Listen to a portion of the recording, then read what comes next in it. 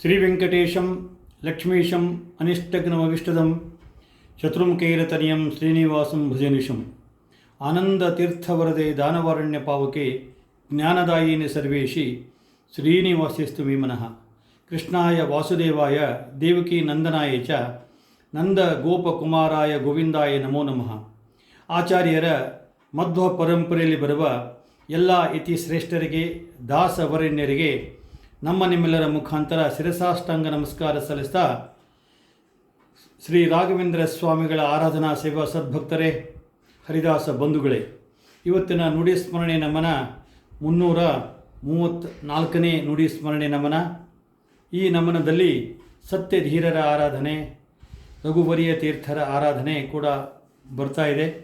ಸತ್ಯಧೀರರು ಅಂತ ಹೇಳಿದರೆ ಆಚಾರ್ಯರ ಮಧ್ವರ ನಂತರ 35ನೇ ಯತಿಶ್ರೇಷ್ಠರು. ಅವರ ಗುರುಗಳು ಸತ್ಯವೀರ ತೀರ್ಥರು, ಅಂದರೆ ಕೊರ್ಲಳ್ಳಿಯಲ್ಲಿ ಅವರ ವೃಂದಾವನ ಸತ್ಯವೀರರು ಅಂತ ಹೇಳಿ. ಅವರ ಪೂರ್ವಾಶ್ರಮದ ಹೆಸರು ಜಯಾಚಾರ್ಯರು ಅಂತ ಹೇಳಿ. ಇವತ್ತು ಅವರು ಸಮಾಜಕ್ಕೆ ದೊಡ್ಡ ಕೊಡುಗೆ ಅಂತ ಹೇಳಿದರೆ, ಇವತ್ತು ಸತ್ಯಜ್ಞಾನ ತೀರ್ಥರನ್ನು ಸಮಾಜಕ್ಕೆ ಕೊಟ್ಟಂಥ ಕೀರ್ತಿ ಸತ್ಯಧೀರರಿಗೆ ಸಲ್ತಾ ಇದೆ. ಅವರ ವೃಂದಾವನವನ್ನು ನಾವು ಆತ್ಕೂರದಲ್ಲಿ ಕೂಡ ನೋಡಬಹುದು. ಅಲ್ಲಿ 4 ವೃಂದಾವನಗಳು ಇವತ್ತಿಗೂ ಬಂದಂಥ ಭಕ್ತರಿಗೆ ದರ್ಶನ ಕೊಡ್ತಾ ಇರತಕ್ಕಂಥ ಅಪೂರ್ವ ವೃಂದಾವನಗಳು. ಈ ಒಂದು ಪರಂಪರೆಯಲ್ಲಿ ಹಿಂದೆ ರಘುನಾಥ ತೀರ್ಥರ ಕರಕಮಲ ಸಂಜಾತರಾದ ರಘುವರಿಯ ತೀರ್ಥರು, ಅವರ ಪೂರ್ವಾಶ್ರಮದ ಹೆಸರು ರಾಮಚಂದ್ರ ಶಾಸ್ತ್ರಿಗಳು ಅಂತ ಹೇಳಿ. ಸಾಧಾರಣ 35 ವರ್ಷ ಪೀಠದಲ್ಲಿದ್ದರೂ ಅವರು ಆಚಾರ್ಯರ ಮಧ್ವರ ನಂತರ 12ನೇ ಯತಿಗಳು. ಯಾಕಂತ ಹೇಳಿದರೆ ಅವರ ಒಂದು ಸಾಧನೆ ಬಹಳ ಅಮೋಘ. ಇವತ್ತು ನಮಗೆ ರಘೋತ್ತಮ ತೀರ್ಥ ಶ್ರೀಪಾದಂಗಳವರನ್ನು ಕೊಟ್ಟಂಥ ಕೀರ್ತಿ ರಘುವರಿಯ ತೀರ್ಥ ಶ್ರೀಪಾದಂಗಳವರಿಗೆ ಸಲ್ತಾ ಇದೆ. ರಘುನಾಥ ತೀರ್ಥರು ಯಾವ ರೀತಿ ಪಾದರಕ್ಷೆಗಳನ್ನು ಹಾಕದೆ ಇಡೀ ಈ ಭಾರತವನ್ನು ಸುತ್ತು ಪ್ರದಕ್ಷಿಣೆ ಹಾಕಿದ ಕೀರ್ತಿ ರಘುನಾಥ ತೀರ್ಥರಿಗೆ ಸಲ್ಲಿದರೆ, ಅವರಂತೆ ರಘುವರಿಯರು ಕೂಡ ಪಾದರಕ್ಷೆ ರಹಿತವಾಗಿ ಇಡೀ ಭಾರತವನ್ನು ಸುತ್ತು ಹಾಕಿದ ಮಹಾಮಹಿಮರು ಅಂತ ಹೇಳಿದರೆ ರಘುವರಿಯ ತೀರ್ಥ ಶ್ರೀಪಾದಂಗಳವರು. ಅವರ ಸಾಧನೆ ಬಹಳ ಅಮೂಲ್ಯವಾಗಿತ್ತು. ಇವತ್ತು ಅವರ ವೃಂದಾವನವನ್ನು ನಾವು ನವವೃಂದಾವನದಲ್ಲಿ ನೋಡಬಹುದು.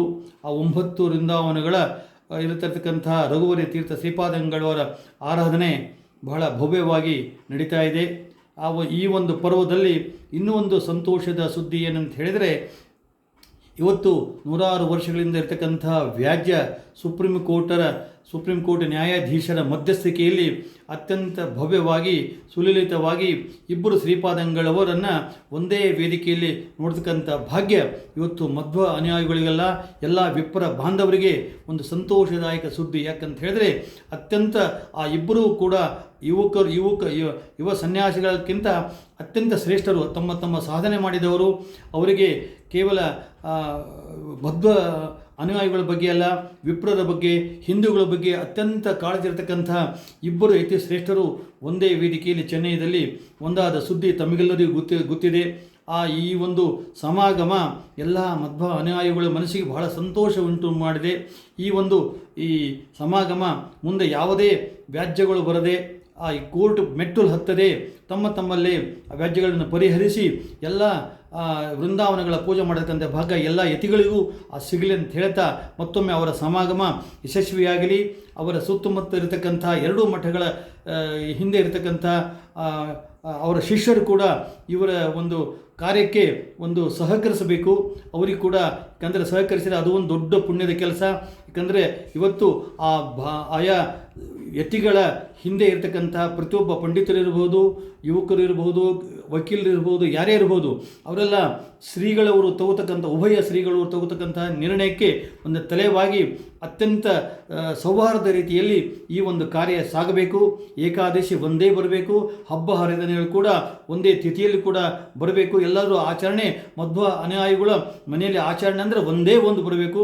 ಇದನ್ನು ಶ್ರೀ ಹರಿವಾಯು ಗುರುಗಳು ನಡೆಸಿ ಕೊಡಲಿ ಅಂತ ಹೇಳ್ತಾ ಭಗವಂತನಲ್ಲಿ ಪ್ರಾರ್ಥನೆ ಮಾಡ್ತಾ, ಈ ಒಂದು ನುಡಿ ಸ್ಮರಣೆ ಅತ್ಯಂತ ಅಮೂಲ್ಯ.